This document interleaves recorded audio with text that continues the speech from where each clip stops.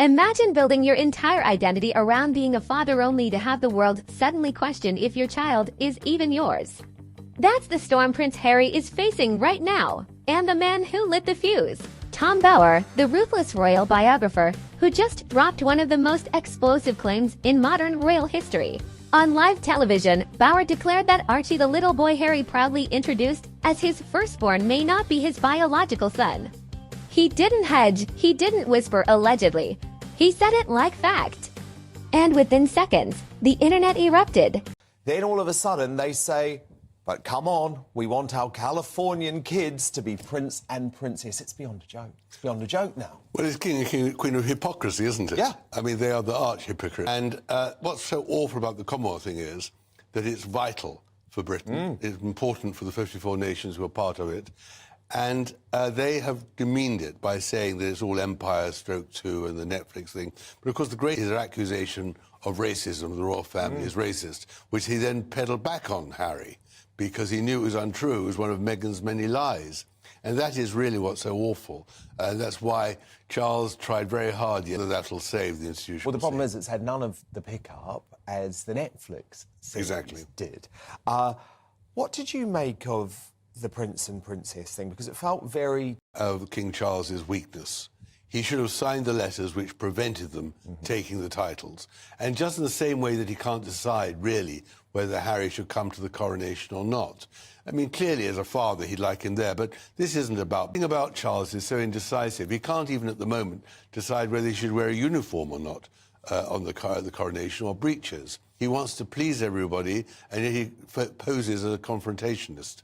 And it doesn't work. So he should have, vis-a-vis the Sussexes, cancelled the titles, and he should make absolutely clear that Harry is not welcome. And the thing is, he would have had the public on side. He will, and the public will be... What has really annoyed me over the past couple of weeks is Harry and Meghan, yet again, are treating the coronation as if this is some sort of reality show, some sort of game. Oh, we've received our email invitation now, but we're not going to reveal whether we're coming or not. They shouldn't allow them to get away with it. After all, they weren't even invited to Elton John's party yesterday at the Oscars. Really? Or the Oscar ceremony itself. I mean, they really are... Nobody is in Hollywood, but somehow the monarchy in Britain, if he's not very careful. And so what do you think Harry and Meghan are weighing up? Well, they're weighing up how they can always promote themselves. And then they've got to come, though. Well, they haven't got to come, because if they're put in row 54 behind a column, they won't come, and that's exactly what should happen. But perhaps the most sensational revelation in the book was the fact that the Queen, on, I believe, tell me if I'm wrong, the morning of Prince Philip's funeral, expressed relief that Meghan wasn't going to be attending. I mean, that is huge. What does that tell you about Meghan's relationship with the royal family? Well, I think the Queen on that day, clearly under huge pressure, deeply upset and all the rest of it, and it came from an impeccable source, just felt she didn't want to have diverting attention from her husband and from the ceremony, and knew that if Meghan had come, that's what was going to happen. And I think that then expressed itself again in the Jubilee. I mean, what was really a remarkable story I heard was that, you know, Meghan and Harry were to get to the St. Paul's Cathedral deliberately so that they could make their own grand entrance. As they're walking down the aisle, they get to their seats, 9 and 10. They say, well, everyone should move up so they could be on the aisle itself. No, says the usher to Prince Harry, no, you're to sit 9 and 10. Who told you where to sit? Your grandmother, says the usher, and he goes to the middle. And they really did, in the end, control it. No photographs on the next day at the Jubilee meeting in Windsor Castle, all the rest. So I think they have control. The Queen's seen through them. The Queen's seen through them. And I think Charles and William have encouraged her to. But people dug up old photos, baby bump timelines, even official birth documents. Do Archie and Harry look alike? Became the question dominating Twitter and Instagram. Side-by-side comparisons flooded TikTok. Some pointed to different jawlines and eye color.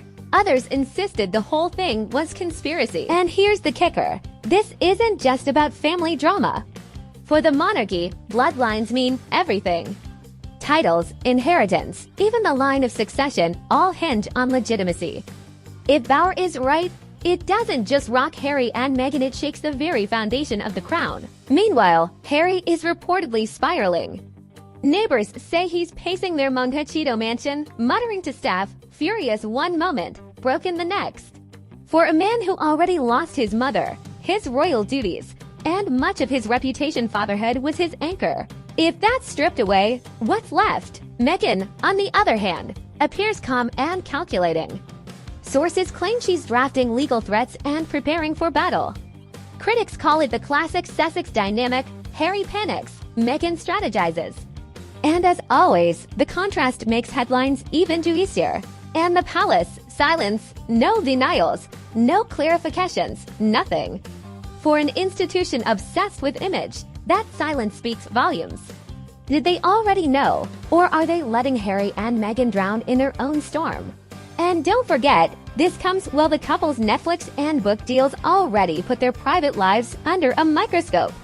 Every photo, every curated post is now reanalyzed through a new lens. Was all of it a cover-up? So what happens next? Do Harry and Meghan finally face the whispers head-on with DNA tests? Or do they cling to silence, knowing each day of no response only fuels the fire? One thing is clear, the fairy tale image has cracked wide open. The Sussex saga isn't just a love story anymore, it's a royal mystery thriller.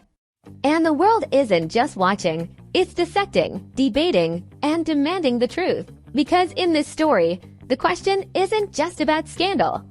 It's about legacy, bloodlines, and the very future of the crown.